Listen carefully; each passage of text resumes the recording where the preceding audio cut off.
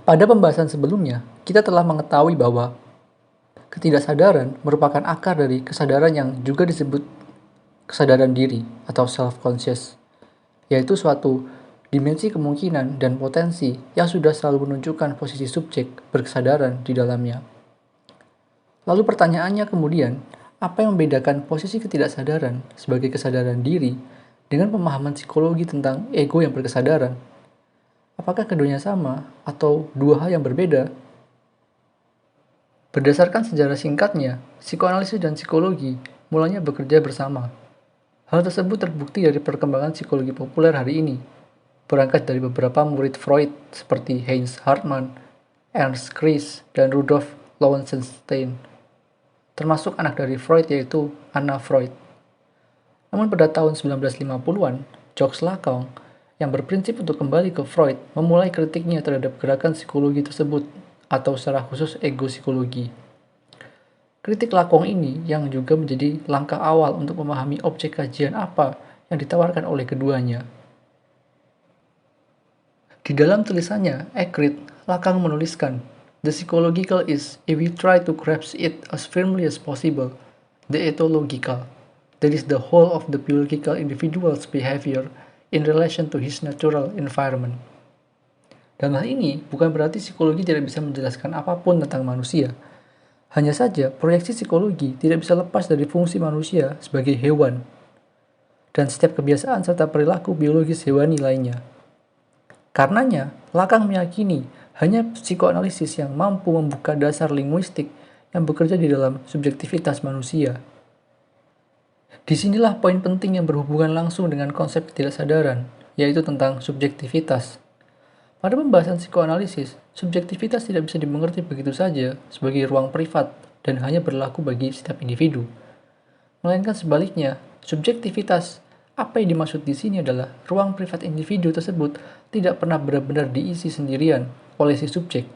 Artinya, pandangan subjek terhadap dirinya dan dunianya tidak pernah lengkap dan cukup.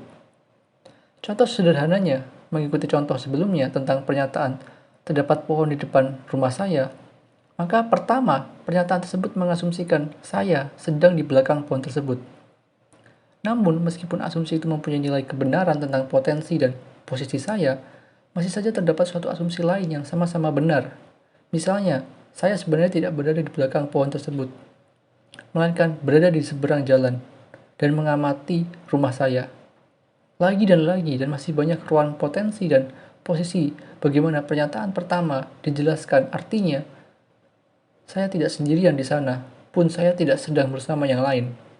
Melainkan, saya dengan setiap ketidaklengkapan atau ketidakutuhan posisi subjek saya selalu dipertunjukkan oleh fakta bahwa tidak ada yang paling benar dari setiap asumsi pernyataan untuk menjelaskan diri saya, selain ruang paradoks saat semakin saya mencoba mencari posisi saya, semakin saya tidak punya posisi sama sekali.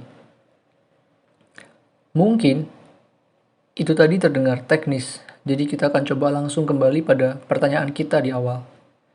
Bagi psikologi, apa yang terpenting adalah ego atau yang berkesadaran.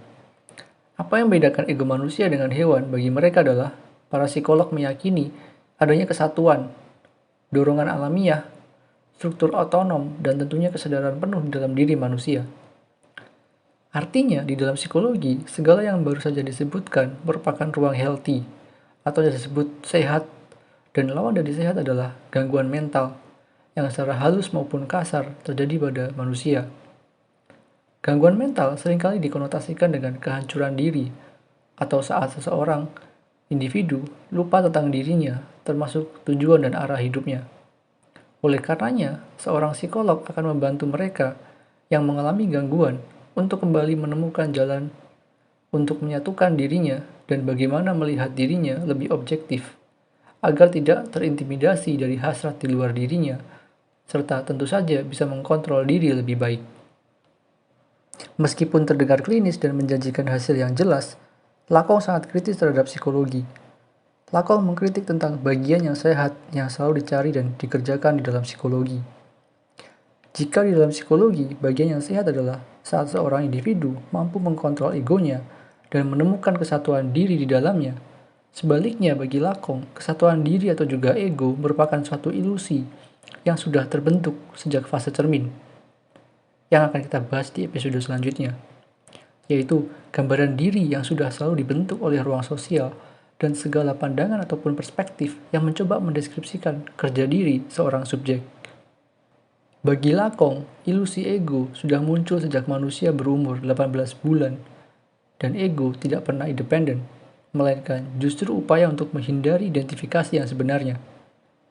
Lakong justru menyarankan untuk membuang ego, sebab keberadaannya justru memperkeruh cara kita untuk melihat apakah keinginan dan hasrat yang kita miliki benar-benar milik kita, atau justru hasrat dari orang lain.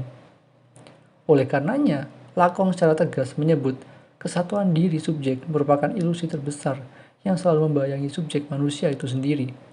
Dan apa yang ditawarkan oleh psikoanalisis bukanlah untuk kembali ke ego dan berusaha mengkontrolnya, melainkan suatu metode terapi untuk mengikis fondasi dari ego dengan menghancurkan ilusi narsistik yang menghantui subjek untuk berhadapan dengan kekosongan, ketidakcukupan narasi tentang dirinya, serta posisi diri yang selalu terpisah dan terbelah-belah.